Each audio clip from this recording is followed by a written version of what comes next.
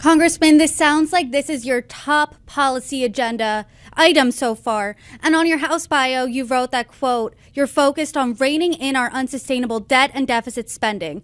How specifically would you plan on doing this? Where do cuts need to happen?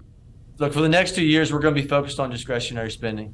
Those are the things that Russ Vought has put out, going after a woke and weaponized government, a government that is prioritizing the wrong things. And in Oklahoma, we don't believe that we need to be spending taxpayer dollars to have a transgender story hour in Ecuador or a Colombia gay pride parade. We don't believe that the federal government ought to be paying for those things. We don't believe that we need to be supporting, on average, $1,400 checks going to 70,000 people that live in Japan, or checks to prisoners.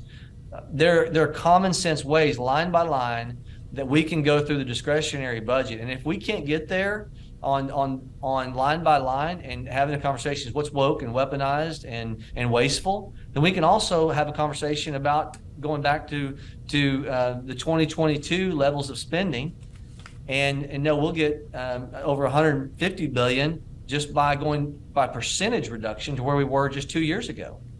And we can also look at measures that we've not been at in the last several years. If we'll go back to what I talked about before, is just start asking the question, what is enumerated?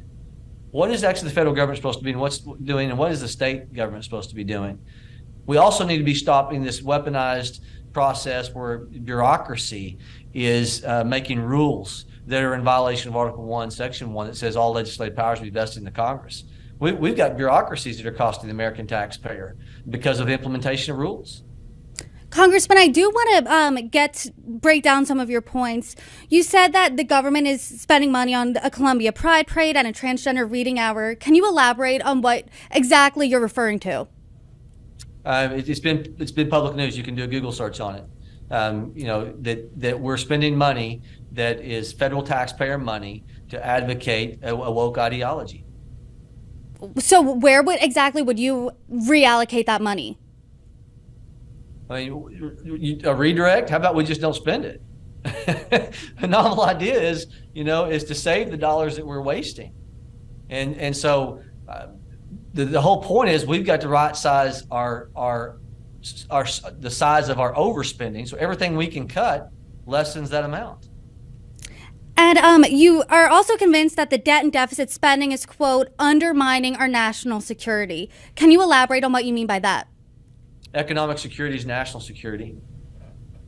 And so the 1796, if you take the time, anyone takes the time to read what George Washington and James Madison and Alexander Hamilton, they were all authors of that. In that 1796 farewell address, Washington encouraged our nation. He encouraged us to be a nation that advocated liberty by economy, by commerce, by being so strong that around the world people would look to us and be envious of us and want liberty and our form of government because they were envious of the prosperity that we enjoyed, and not by force. And so I think many times that we have in policy positions have gotten it wrong, and we've thought that we could encourage establishment of government like ours. And I think the wisdom of the founders said if we can get the countries to see our prosperity, they'll want it. And so we've got to be economically strong. And by being strong, then we'll have the ability to afford a military that causes people not to want to mess with our nation. Congressman, I do want to talk about the debt ceiling negotiations very quickly. You have been quoted as saying that Republicans have leverage in these negotiations. What does that leverage look like? The same thing it looked like since 1985. All major spending reforms have come up against a debt ceiling debate.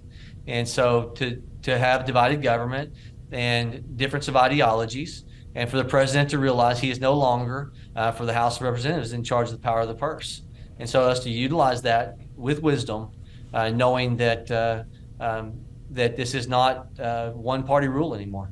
Your Republican colleague, Representative Brian Fitzpatrick, said previously that defaulting on the debt was, quote, off the table. Do you agree with that?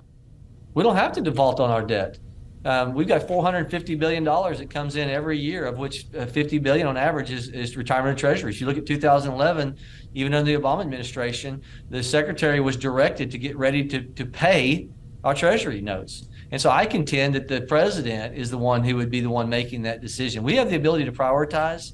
There's a bill today working its way through that I'm highly encouraged by. That also, in addition to T-bills, we have the ability to say, let's have a conversation over prioritization over the things that there's a wide array of agreement over, and then the places that there's not agreement, then we can let that lapse into June. And so that's wisdom, and that should be something that's bipartisan support. Congressman Josh Brecheen, thank you so much.